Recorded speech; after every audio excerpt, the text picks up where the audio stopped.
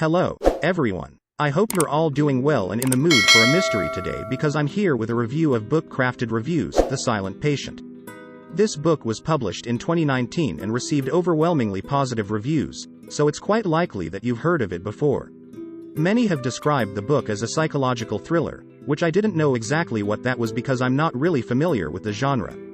But what drew me personally to the book was that after reading a lot of Agatha Christie mysteries and a bit of Dorothy L. Sayers recently, both of which were published in the first half of the 20th century in the so-called golden age of detective fiction, I was looking to read a more modern mystery to see how things have changed in the past 100 years. And this book appeared on a few lists as an example of a popular modern mystery novel. Interestingly, I noticed a few characteristics of the investigation that still reminded me of Agatha Christie's stories, which turns out not to have been a coincidence, as I learned after reading this book that the author was himself an avid Christie fan and was inspired by her writings for this book. That said, I think it's fair to say that this book, although it has some elements of the whodunit, places more emphasis on character development, suspense, and the overall atmosphere than it does on constructing a foolproof mystery for the readers to solve. Before I go further, I'll mention that the first half of this review will be mostly spoiler-free, and then I'll tell you when to leave if I pique your interest, and you want to read the book yourself before watching the rest of the review. I will give a few minor spoilers, things that you'll learn early on in the first third of the book or even from reading the book jacket. Now, since this book was described as a psychological thriller, which I associated with psychological horror, not really my cup of tea, I had a few reservations before reading it. While going into the first few chapters, I wondered if this book would be gruesome and terrifying. Not really, not at all, in fact. This book is more of a mystery than a thriller. It's not even what I'd call super suspenseful in a typical thriller way. It's more psychological, as you'd expect, trying to understand why a woman committed an inexplicable act of violence and murdered her husband. It does deal with murder, so if that's already too much, then don't read this book. When I looked up the term psychological thriller, I found that it does often overlap with the psychological horror genre, so the line isn't necessarily clean. Independently of everything else that goes on in the story, it does take place in a psych ward and focuses on the psychological experiences of patients and the narrator, all of which are important to understanding the overall narrative. So, it's probably accurately classified as such. Being a book that deals with issues of mental health, I also wondered if it's going to be one where we get an interesting story but one that feels like it's kind of at the expense of people with real mental health issues. And although I can't speak to all the mental conditions described in this book and represented, it seemed to me quite a mature discussion and portrayal of mental health conditions.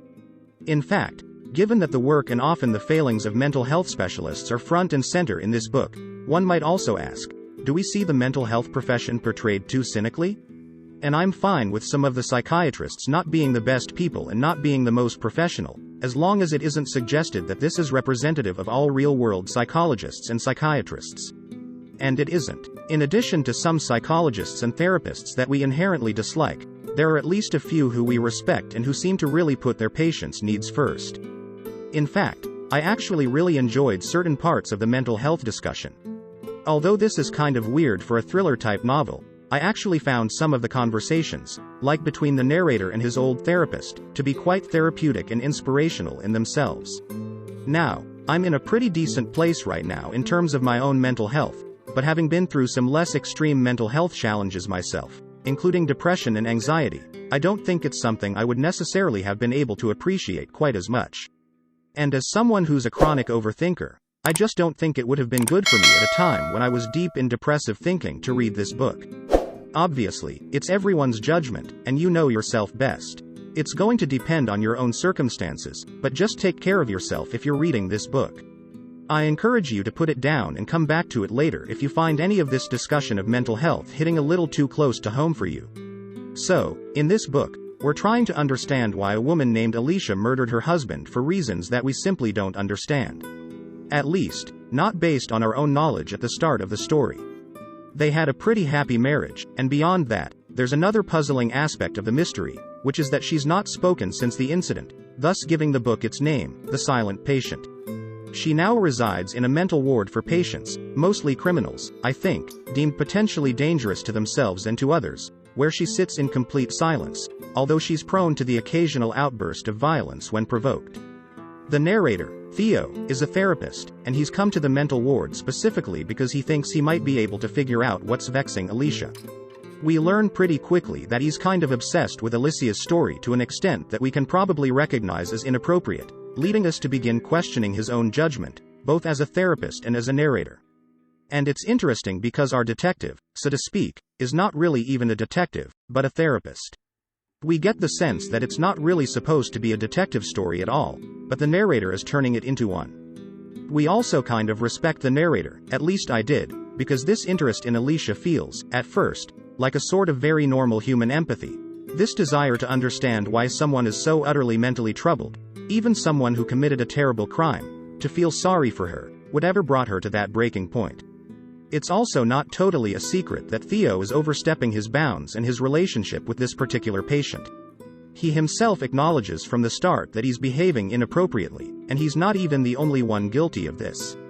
Many of his other colleagues working at the Grove, as this psych ward is called, are also just a bit untrustworthy to us as readers because they all seem, in a way, to be more concerned with cracking this patient and getting her to open up, trying to egg her on, instead of letting her communicate or even speak with her on her own terms when she feels like it. We get the sense that, at least in certain moments, they're more interested in cracking the mystery of what's wrong with her than in actually helping her improve mentally. So, we as readers sort of have this secondary question, which is, what is going to become of So? We as readers sort of have this secondary question, which is, what is going to become of this narrator by the end of the story? And this becomes more complicated as we learn that things are not going well at home. I also just found the first half of this book, in particular, to be an interesting exploration of the therapist-patient relationship, in which Theo basically explains how he sees that it's supposed to work, his philosophy of therapy. I pretty much fundamentally agreed with him too, although I don't totally know, not being a therapist myself. But basically, as he described it, when a patient comes to the patient has a hard time processing their own feelings, so the therapist kind of holds it and feels it for them. It's interesting here because we see the narrator describe his relationship with his own therapist, and we understand how it looks when it's done right. But then we see him basically proceed to do it all wrong with his own patient, in a clumsy way where he maybe kind of does it right for a little while, and then he gets impatient and starts being too forceful, in a way that, though it's not really abusive or anything, it seems pretty obviously wrong and unproductive to us as readers. We know this because he's already told us that it's the wrong way to do things from a strictly therapy-focused perspective. I do think he placed a little bit too much stock in the idea that every difficult emotion you have pretty much stems from something in your relationship or your non-relationship with your parents. I mean, this may be true in some cases, but my impression is that this seems far from universal. Theo and his patient, Alicia, are both sympathetic characters, and we may like them both in certain ways, despite that they both certainly have their problems they're dealing with. However, the other characters in the novel never seemed quite to reach the same level of personality and excitement, despite some of them playing an important role in the plot itself. That's about all I can say about this book without delving into the spoilers, though, so time to peace out if you're gonna read this one yourself. Alright. Spoilers beginning now, so I'll get right to it. This book ends with quite a twist. I didn't mention that in the spoiler-free section because frankly, I think knowing that a book ends on a twist is often quite a spoiler in itself and reduces its overall impact, which was the case for this book for me. Since everyone who mentions this book praises it for its final twist. Now, I'll admit that being a mystery book, we probably should expect some sort of a twist, as I do in any of Christie's works, for example, so I can't really gripe too much as I still enjoyed seeing what happened. Is it a good twist? I thought it was. It wasn't the most mind-blowingly surprising twist in the world, and many readers who are well-versed in this sort of story may have guessed it right from the start. I myself didn't really figure it out until right when it was revealed, but one thing I enjoyed about this particular twist was the fact that it didn't feel to me too contrived or totally out of left field. It felt like the clues were there, and it was set up properly, so I should have probably figured it out, but I didn't because I just wasn't paying keen enough attention, and I was misled, as I was supposed to be. I did, of course, notice by the halfway point or a bit later that the narrator's marital relationship paralleled Alicia's, but as the author probably intended, I thought that this was sort of an intentional literary parallel and intended to explain part of why the narrator feels so emotionally invested in this patient's outcome. The trick, of course, is that this is all a device the author is using when there are actually two different timelines, 7 years apart, interwoven with each other and told as one narrative. I've seen mixed reviews on whether readers like this. Some have said they found it gimmicky or that they figured it out too soon, but for me, it worked. Upon reflection at the end, it didn't seem so forced as to make it seem completely unbelievable or manipulative to me, particularly because it's being told by a character who is himself quite manipulative. So, it makes sense that he's presenting the information to us unreliably and selectively, and most of us probably question the narrator's reliability at some point, but maybe just not so much in this exact way. For me, there was another thing that kind of threw me off, which is that the narrator refers to his wife, Kathy, in both timelines towards the beginning of the book, making us think that his marriage is disintegrating and it must all be happening at the same time. It turns out, in the end, that it isn't his marriage that actually survived, despite the trouble that he went through 7 years ago. This was the only part that felt to me a little bit convenient for supporting the illusion of everything happening at the same time, but it worked fine. This gets to part of the ending that was the most frustrating for me, in a purely emotional sense. We see that 7 years later, Theo's still with Kathy, his wife, so in a completely psychological sense, in trying to save Alicia from her cheating husband, he totally broke her and threw her off the deep end and ruined her marriage and her life.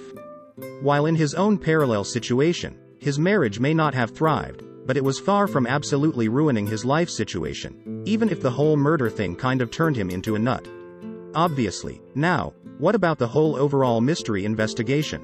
By the middle of the book, we have some conflicting stories about the characters, particularly Alicia. So if we weren't already questioning how honest they're all being to each other and even to us readers, well, we are at that point.